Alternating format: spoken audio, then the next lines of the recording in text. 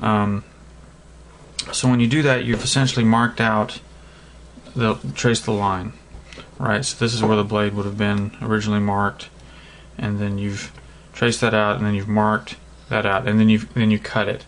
And you can cut it with, on the straight edges, you can cut it with a rotary blade, and then on the curved edges, you just mark it like you would with a pencil, slowly cutting around an initial line all the way around, and then cutting it a little bit deeper with each successive pass until you've cut through it. And when you're done, you'll wind up with a piece like this. Then when you've done that, you can use it as a template to mark your leather, and make sure you flip it over so that when these are put together, you don't have a rough edge and a nice edge on each side of the thing. So you would cut it, mark it around, and cut that piece out, and then what you would wind up with that is this. And so then you can put those on top of each other, and you have the top and bottom to your sheath. Then you cut a third one and put the blade over where it's going to rest inside the sheath, mark that, and then cut that interior part out. So when you're done with those three pieces, you have this essentially. And that's a place where your knife will eventually be housed. So now what I'm doing is there's the handles are right there.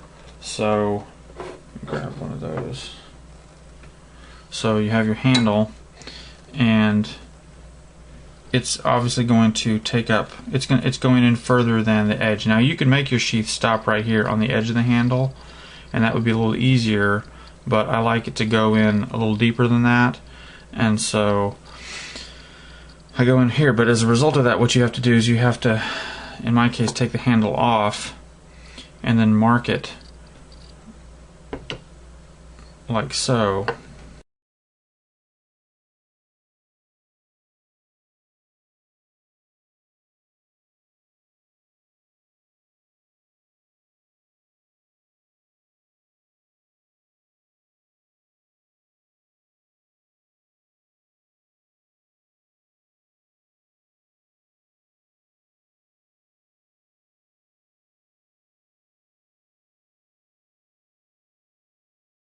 Okay, so I've cut that little notch out. Not the prettiest cut in the world, but it will do the job.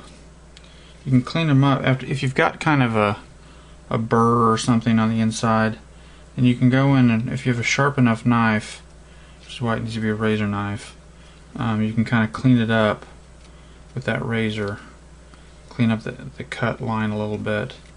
I will also wind up sanding with a very coarse grit sandpaper sometimes, and that seems to work reasonably well, although obviously not as well as it would on wood or something like that that's harder, but it can prove to be useful at times to grind down an edge a little bit.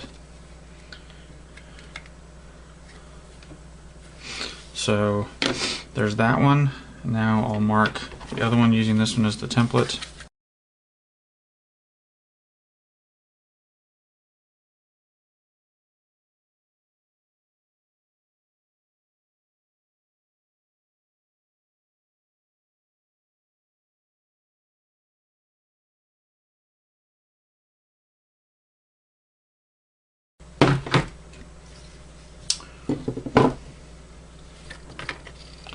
Okay, so when it's assembled, it will look like that. Well, kind of.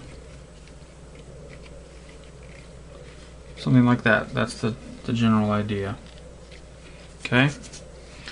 So, briefly mention how you attach these. I mean, like if this was the extent of it and you didn't want to put anything else on it, which would just be a sheath without any way of fastening it to your belt or anything at this point, but you would put rubber cement down on both sides, wait 10 minutes, attach it, put rubber cement on the other side, both sides, attach it, and that's how you hold it together initially before you stitch it or put rivets in it if you wish to use rivets. But it's very important to think out how you're going to attach the straps and any other accessories that you attach to your knife. Because the rivets that you use, well, the rivets that I have, I should say, I have small, medium, and large from Tandy Leatherworks. The small rivets basically go through one layer of this size, of this 1/8 inch, essentially 1/8 inch leather. The medium will go through 2, and the large will go through 3, and they don't have an extra large.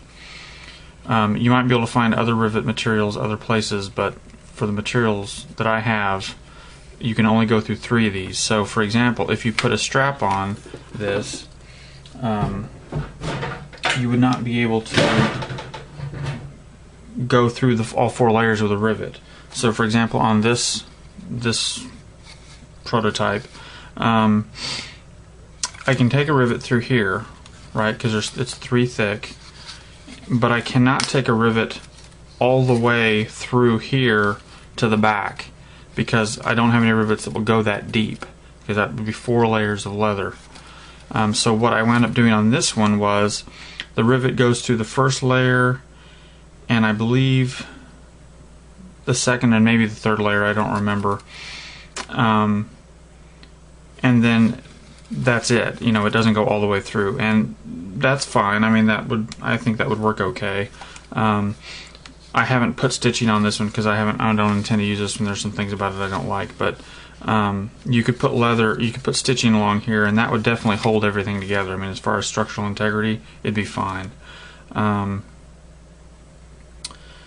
But my point is, you need to think about that. You can't just make all your stuff and then glue it together and then, okay, now I'm going to attach it with rivets and stitching. You have to think about how you're going to use the rivets, especially beforehand, to know what order you need to put things together in. Because obviously if you glue this together, then you wouldn't be able to put these kind of rivets on, and you wouldn't be able to attach anything in the center, because once you've glued these together, there's no taking them apart, and you would not be able to apply this after the fact.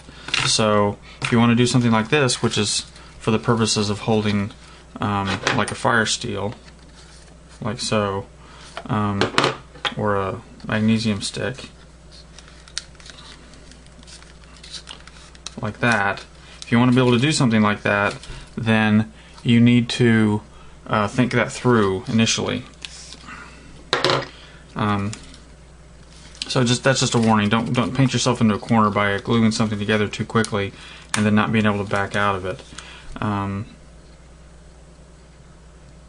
So that's just a food for thought. So there's a few more things that I know I'm going to need for this. I'm going to need this centerpiece, because I know I want to do that. I'm going to need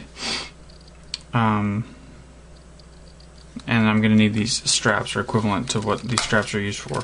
I'm also going to need a piece to use as a hold down for the knife. So the idea being, the knife is in here like this. You want a strap that goes across and connects, so that it holds the knife in place. And you also have to think about how you're going to attach that to the back. So anyway, the next step is to cut some of those pieces out, and so I'll do that next. Well, I've got the straps cut. These are the lengths, I believe, roughly 7/8 of an inch wide that I've cut. These will form the straps, like on this one right here. So I've got those cut. I cut them to about